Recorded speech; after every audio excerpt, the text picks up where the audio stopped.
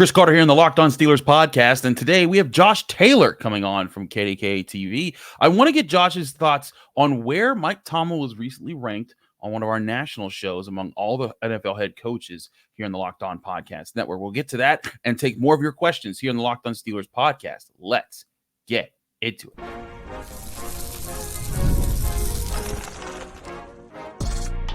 You are Locked On Steelers, your daily Pittsburgh Steelers podcast, part of the Locked On Podcast Network, your team every day.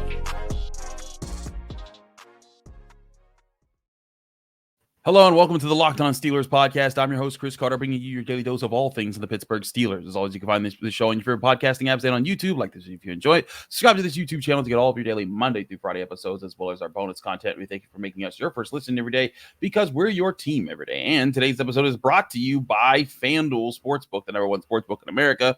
Make every moment more as playoffs have winded down. The sports may not be sporting like you want them to, but guess what? FanDuel is still hooking you up all summer long. All customers will get a boost and a daily bonus. That's right. There's something for everyone every day, all summer long. Visit FanDuel.com/lockedon to get started. As I said before, we're joined by the man himself, Josh Taylor. He is back on the show at KDKA TV and in a new role on KDKA TV, working the news anchor desk. Congratulations, buddy.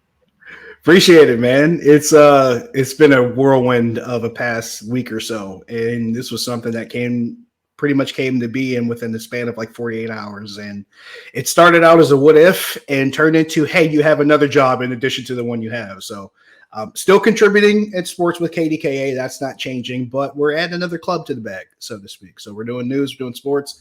Definitely not the first guy in this market to do it. I'm probably not even the first guy recently to do it. I got a couple colleagues who do the same thing. So it's a new challenge. I think it'll be fun. I'm still looking forward to football season. That does not change. So the intensity is still there. The excitement's still there. I just got a little bit more to do while I'm keeping myself busy in between games, so to speak. So let's keep it rolling. Let's indeed do that. I wanted to talk to you, Josh, because last week there was a lot of debate with one of our national shows, Locked On NFL Scouting, with Joe Marino and Kyle Krabs, the draft dudes. Check them out. They do great. They're great at what they do.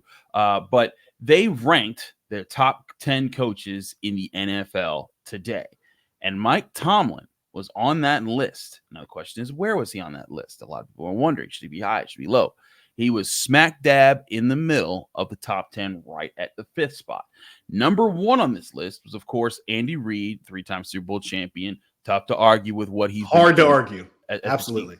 But the rest of the list is interesting compared to where Tomlin is, and I wanted to get your thoughts on this. So 1 is Andy Reid. 2 is John Harbaugh with the Ravens. 3 is Sean McVay with the Rams. 4 is Kyle Shanahan with the Niners. 5, as we said, Mike Tomlin with the Pittsburgh Steelers. Sean Payton with the Denver Broncos, Matt LaFleur with the Green Bay Packers at 7, and then 8 is Sean McDermott with the Buffalo Bills. Number 9 is Dan Campbell with the Detroit Lions, and then number 10 is the Browns, the Cleveland Browns with Kevin Stefanski. So 3 AFC North coaches are in the top 10. I find that interesting here, Josh. Josh, you and I, we talk a lot about coaches on and off the air as far as histories, as far as what are real factors, what coaches are really doing the work that make their teams better. And it's no secret that you and I are higher on Mike Tomlin than his loudest detractors. But I look at this, Josh, and I wonder, I feel like a top 5 coach, I do believe he's in that category. And I mean, Andy Reid's unquestionable right now. He's doing his thing. I could see Kyle Shanahan for the recent success the Niners have had and being to Super Bowls and everything. Sean McVay recently won a Super Bowl. John Harbaugh is a very interesting one here for me, and I have a lot of respect for John Harbaugh. I think him and Mike Tomlin have a lot of similarities. Where would you have Mike Tomlin on this list? I would have him ahead of John Harbaugh to start out.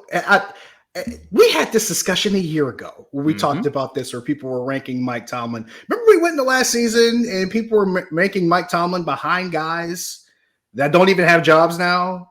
We had specific colleagues, soon to be former colleagues, so we ain't going to name no names, but there was someone in particular who had both Pete Carroll and Mike Vrabel ahead of Mike Tomlin.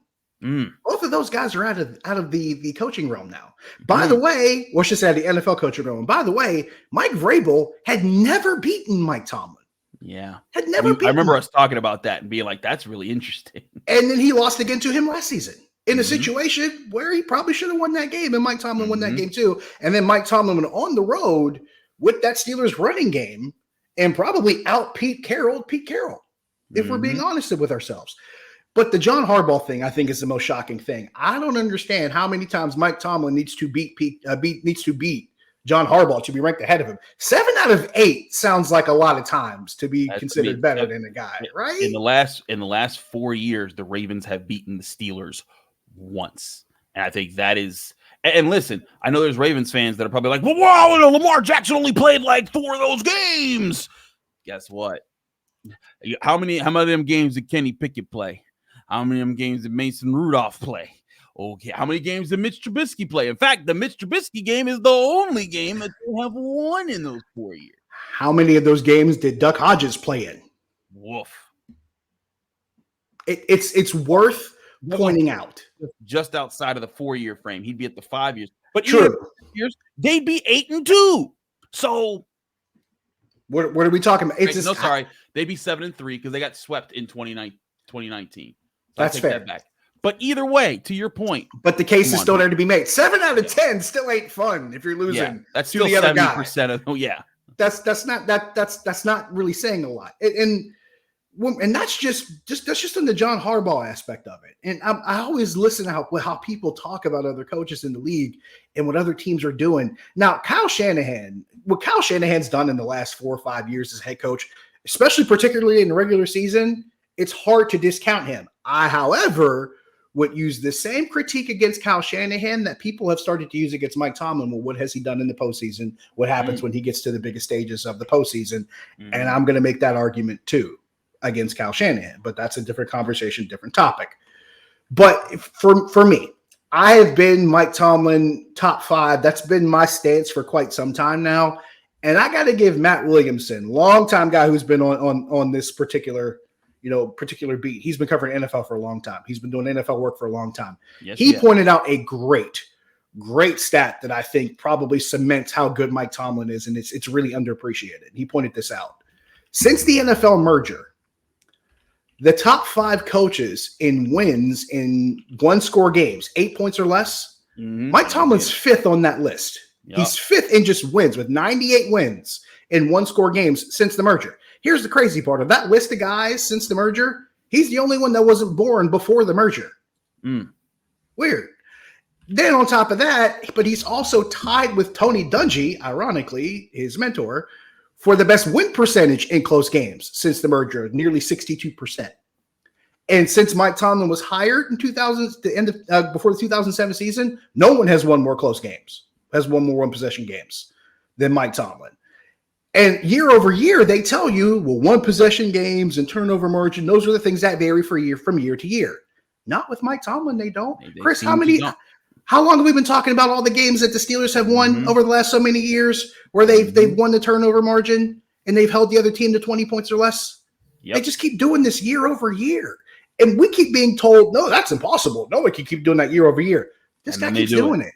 He keeps doing it. And the funny part is we keep telling ourselves, I don't know if they're going to win this many games. He's not going to keep that winning streak going. Then he pulls out wins that they have no business winning, including the Baltimore game at Heinz Field last season, mind you. Yep. That Baltimore was up one moment, and then Joey Porter intercepts a pass in the end zone. Kenny Pickett throws a bomb to George Pickens, and everything is flipped on its head. That game is a prime example of one of those Mike Tomlin type wins. That happens last year. And then we keep asking ourselves, how do they keep doing this? Maybe, just maybe it's the guy on the sideline. Have we ever thought about that? It just, for me, it comes back to the same thing. Every coach has a particular characteristic or particular thing that sets them apart. Mike Tomlin has this thing where he wins games that he has no business winning. Now, the downside of that is sometimes he will lose a game he has no business losing, and that is true. But he wins games he has no business winning. And he gets the most out of teams that he should not get the most out of. Some of those 500 seasons, some of those winning seasons where they got into the playoffs somehow as a wild card, we sit here and figure out how did he do this? Well, probably because they've been holding teams to 20 points or less, winning the turnover margin, and not turning the ball over. That's how they've been doing it and staying in games.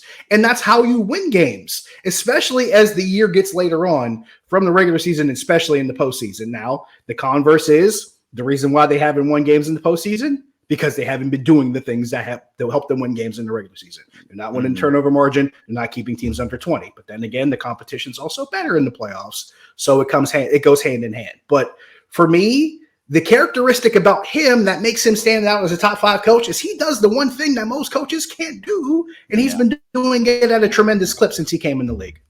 And I think another factor here, when you look at this list of top 10 coaches, how many of them have won Super Bowls recently? Like, because that's the other part of this is that, you know, if you're not allowed to count Mike Tomlin's prior Super Bowl, like, let's go over the top 10 here. Andy Reid. Yeah, okay, he's got it, and that's why he's number 1. No one's debating. Yep. John Harbaugh has just as many Super Bowls as Tomlin, has been to less Super Bowls than Tomlin, and his Super Bowl was now a decade ago. So that there's that. Sean McVay has won one recently. I get that. He's won one and been to one, which is fair. Right. He's been to one. So that there's something there. Kyle Shanahan been to 2, lost them both. No, and lost fourth quarter leads in both. Yeah, that's another point. As a head coach, and then lost fourth quarter lead in the Super Bowl as a coordinator. That's all, and one of the greatest comebacks in Super Bowl history. And that's another thing there. Sean, that's to the side. Just say right. Sean Payton won, right after Mike Tomlin won his, and then has had multiple losing seasons. It is now with a new team. Matt LaFleur never won a Super Bowl. Sean McDermott never won a Super Bowl. Dan Campbell just got there. I give him more time, to go there, but still has never won a Super Bowl. Kevin Stefanski never won a Super Bowl. So, and again, it's not to say that none of these guys can't, but right. I do think that if you're looking at this list and you're saying, like, who's doing the best, I think Mike Tomlin, you look at all these guys and the quarterbacks that they've had and the times that they've been in, like the Rams, they're coming down from the time that they were from their prime situation, from having their pinnacle of how their roster was built. The Niners are there right now. The Ravens are there right now. The Broncos tried to assemble that. It didn't work out. And now the Steelers have their former quarterback that they tried to do that with. The Packers, I think, are on the way back up after they kind of fell off for a little bit, but they were just there. The Bills really like the Packers.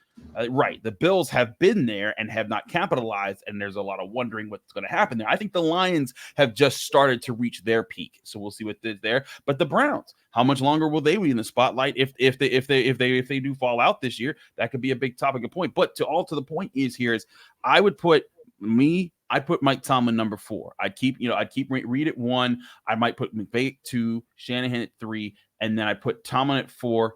And then Harbaugh at 5, and then I could debate the rest of them after that. I'd copy and paste the same list. That's exactly what I would do with those 5.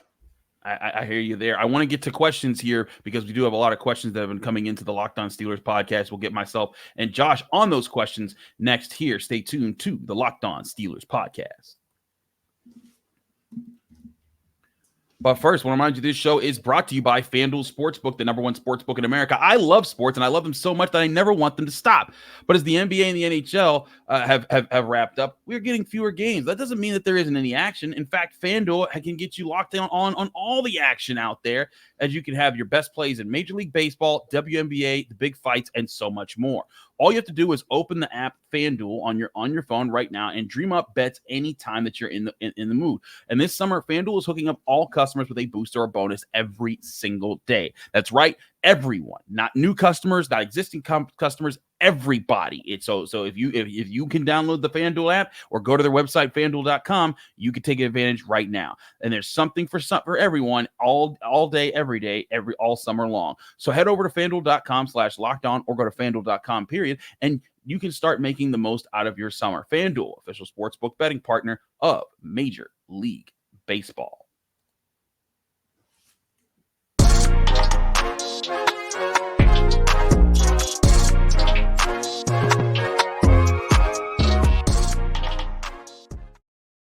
We're back here on the Locked On Steelers podcast. I'm your host, Chris Carter, here with Josh Taylor of KDKA TV.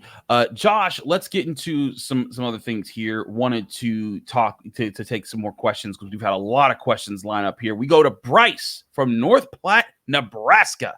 again, we got people all over here. I love that, man. We So Steelers cool. fans. The other day we had on Los Angeles and North Carolina. It's So cool. all over the place. So Bryce, take it away. Hey, Chris, this is Bryce from North Platte, Nebraska. I just wanted to have my question, which was, could we see the Steelers of this year being the Packers of last year?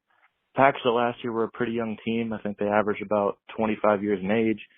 They had a second round wide receiver, fourth round wide receiver, and fifth round wide receivers as their starting wide receiver core. And it kind of reminds me of the Steelers wide receiver core this year, and their only bona fide core of playmakers was their running backs. So, and they also had a first year quarterback in Jordan Love. I see a lot of similarities between the Steelers and the Green Bay Packers of last year. So could we see the same production, or at least something close to the Packers of last year for the Steelers of this year? Thanks. Bye. Thank you for your question, Bryce. And as always, if you want to get your call in on the show, just like Bryce did, call 412-223-6644. Leave your name, where you're from, and keep your question under a minute. We'll try to get you on the show. Josh, let's address a few things here before we fully dive in on this. I want to look at the 2023 Green Bay Packers as they were, because I hear what he's saying, because you know what, they did upset the Cowboys in the playoffs, and then they almost beat the Niners in the division round of the playoffs. But I don't know if people remember this, but the Steelers beat the Green Bay Packers last year. There it is. They had a better record than the Green Bay Packers last year. There it is. And again, I get where Bryce is coming. Now, here's where I think that Bryce is onto something.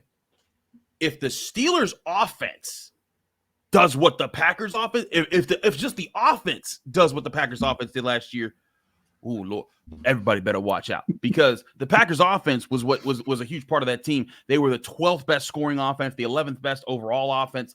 Granted, they'll have to do it a different way, because that was also the 12th best passing offense. They had the third most touchdown passes in the NFL last year. The Steelers are looking more like a run forward team, where the Packers ranked 15th on the ground, 23rd and scoring on the ground. So it'll be a different way of doing it. But Josh, I do think that if the Steelers were able to get the scoring and yardage production overall that the Packers did, and at least the efficiency of the offense, and they kept the defense or improved the defense that they had from last year, that is a really good team.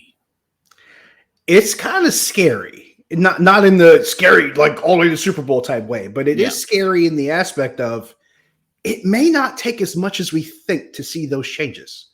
And you and I talked about this probably a while back. We talked about just the subtle tweaks that this offense would need just from a statistical standpoint. Just a league average passing offense. Yep. Just a run game that was just as good, if not maybe slightly better than last season's run game. And you and I talked about, I believe it was a 2016 season, where that offense they scored points, but they didn't necessarily light teams on fire the way we thought they were. They were just efficient. They ran the ball at a pretty good clip. Le'Veon Bell was averaging 5 yards a carry, or just over 4.5 yards a carry. Like, you got a lot out of that rushing offense. And then because of that, because the run offense and the pass offense fit so well hand in hand, you got a lot of efficiency out of the passing game too. That's what made a lot of that work. And of course, Antonio Brown's going to make your pass offense a lot better when he's playing the way he did in 2016. But it does speak to, can you be an efficient run team like you were last year, if not better? Can you be on that 2016 level of run efficiency? Can you be on just the average level of passing efficiency of just converting third downs, getting into the red zone, sustaining drives, getting more points out of drives? Can you average another 1 or 2 points just per drive to get that out of your offense? Can you be a team that averages more than 23 points a game on offense, which, by the way, would make you an above average league offense? So it's just those small things that you can tweak, and you do start looking like a team like the 2023 Packers, who did make some noise, who did go into the playoffs. It came out with a big playoff upset and took a team like San Francisco pretty deep into the game, into the limit. So yeah, it does become a lot more realistic, but I think the thing that's kind of more astounding is it may not take that much of a change from this team right now to get there. I agree. I think they're a bit closer than people realize with what the potential is with this offense. Again, if the offensive line takes a step forward, like I think they should, if the run game, because of that, takes a step forward, like I think it should, if Russell Wilson is by default just better than what Kenny Pickett, Mason Rudolph, Mitch Trubisky have been, default, as well as Arthur Smith being a better offensive coordinator, I think a lot of these things point in the favor of the Steelers just taking a step forward. And again, another part of this question too, Josh, is the schedule that they play, because this is a hard schedule, especially down the stretch. They're going to play all their AFC North opponents after the bye, and then they got the Eagles and the Chiefs in between them, and that's not going to be an easy gamut there. But it's like we were just talking about with John Harbaugh, the Steelers do well against the AFC North, especially recently. They were 5-1 last year. Granted, no Joe Burrow, but they've also been able to go back and forth with Joe Burrow in the recent years. So I look at this, Josh, and I think there is potential for the Steelers to do some of the things, to make some of the progress on offense that the Packers were able to last year. Because again, they ranked 12th in scoring, 11th in yards last year, and that was coming up from 14th and 17th the year before. So they weren't making such a huge jump. But I think that's part of it, is that the Steelers are going to be having such big steps of improvement. There's a lot more changes than just the quarterback right now. It's the system, it's the organization of it, it's the and then the youth movement that they're putting behind it. Whether they may not have 3 rookie wide receivers that they're throwing a lot of passes to, they will probably have at least 2 rookie offensive linemen starting, maybe 3, and that could be a big part of it. So combine that with the Steelers defense, and I think they got a problem there. I want to get to another question here in a minute on the Locked On Steelers podcast. We'll do so next here. Stick with us. We still got a lot to discuss. But first, I'll remind you that this show is also brought to you by LinkedIn. When you're hiring for your small business and you want to find quality professionals that are right for the role, that's why you have to check out LinkedIn Jobs. LinkedIn Jobs has the tools to help find the right professionals for your team faster and for free. LinkedIn isn't just a job board. LinkedIn helps you hire professionals that you can't find anywhere else, even those who aren't actively searching for a new job but might be open to the perfect role. In a given month, over 70% of LinkedIn users don't visit other leading job sites. So if you're not looking on LinkedIn, you're looking in the wrong place. On LinkedIn, 86% of small businesses get a qualified candidate within 24 hours. Hire professionals like a professional on LinkedIn. LinkedIn knows that small businesses are wearing so many hats and might not have the time or resources to hire. Post your job for free at linkedin.com/lockedonnfl. That's linkedin.com/lockedonnfl to post your job for free. Terms and conditions apply.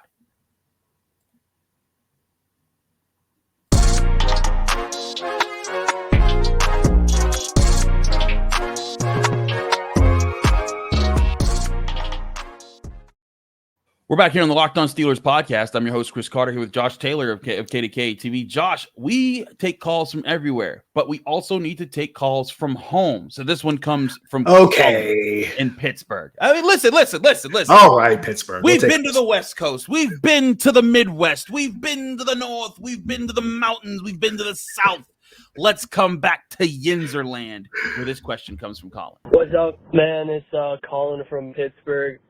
So with the new kickoff rule and everything with the NFL, has there been any rumblings about how the Steelers are going to take on the new formations and everything? Like, obviously we picked up Cordarrelle Patterson, John Tomlin from UCF, and then even hearing about maybe Justin Fields possibly taking a role there. Has there been any talk? I know training camp hasn't happened yet, but has there been any talk about what they're doing with these new special team formations and rules and all that?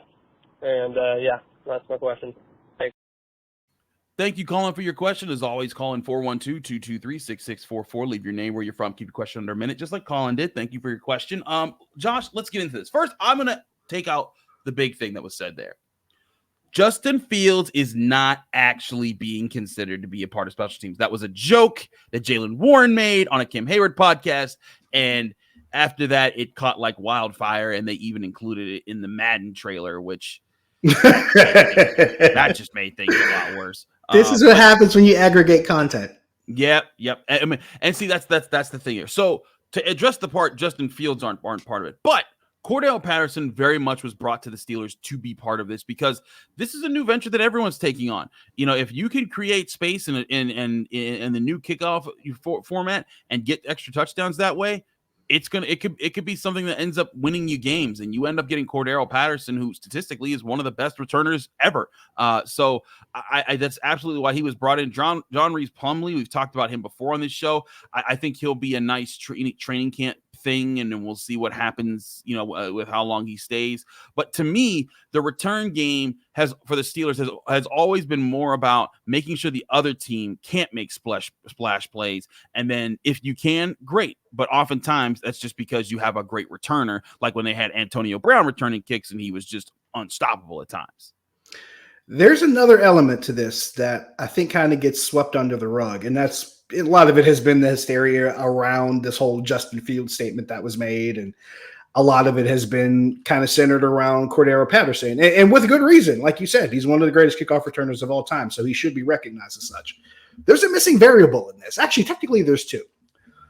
The one missing variable is that we're not talking about Calvin Austin III. He becomes a factor here. Yep. He becomes a factor here. And he's a guy, when you have the speed that he has and the experience that he has, he becomes a potential weapon when you match him with Cordarrelle Patterson. So you don't have to worry about one guy. You might have to worry about two. The other factor that I think gets ignored, and this is a polarizing thing, because there's some people who don't really give this man the credit he deserves. Danny Smith has been coaching special teams longer than a lot of us have been alive. Yeah. I don't think we really grasp just how much Danny Smith knows about coaching special teams. And we love to get on his case about some things, and we totally ignore some of the things that he has been known to do. If there's a guy who can figure out how to make the pieces he has work in the return game, especially now that they brought in some guys that are a little bit more special teams oriented. Remember, you have a Connor Haywood on your team. He's a guy who can be used do a lot of different things on special teams.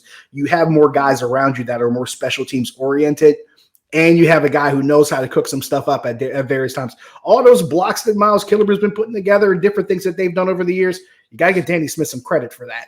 So you got to also bear in mind, this is the guy who's going to be cooking up what you're going to do with Cordarrelle Patterson and with Calvin Austin III. So don't forget Danny Smith. He still has a hand in all of this too. I know some people don't like Danny Smith because there's been some rough punting at times. There's been times when Chris Boswell was injured and this, that, and the third. But go back and look at how many returns the Steelers were giving up before Danny Smith was special teams coach, and then go look at how much they've given up since. And it was it was a problem. In fact, also I got to say this: rest in peace to Jacoby Jones, one of the best. Yes. Also of the past decade. It was very sad to hear that he passed, but he was a problem for many years. He was a problem.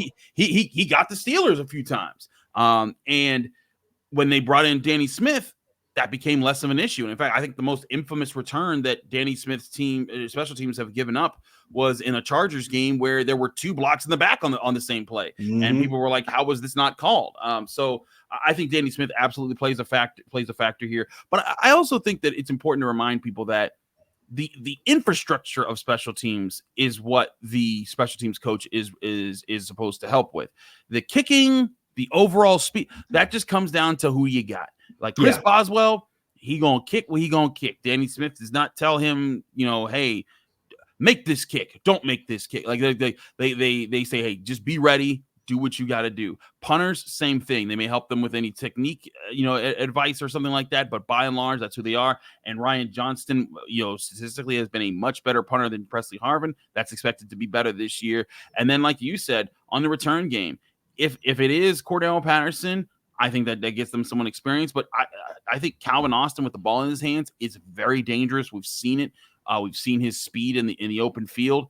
I think the Steelers should be trying to find whichever way to get dangerous people in space with the ball in their hands so that they can make something happen and maybe break some big plays. And on the flip side, they should also have units that are prepared to stop that from happening, because that's part of it too, is making sure that you're gap responsible. And there's questions about what types of players that you want to line up in these new kickoff formations that don't require you to run as far. Can you afford to put more big men on special teams that can hit harder and not have to run as far? All those are questions that I think are being explored right now by teams across the NFL, and we'll get to see in the fall where some of these teams lie.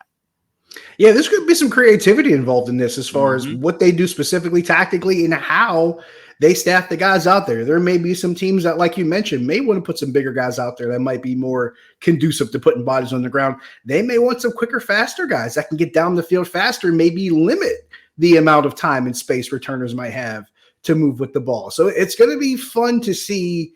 It's this whole thing's been turned on its ear. So it's almost like they're shaking this up and starting it all over again. So you're going to see a lot of different things being thrown into this mix here and how teams are going to address this. And it might even be a matchup to matchup type thing. You might face a Cordarrelle Patterson this week if you're the opposing team. You might face a different kind of returner next week. It also might come down to matchups and the guy you're facing and how to contain said person. So there's going to be a lot that comes into this as far as how teams prepare, who they do it with, and how they approach it from the other team.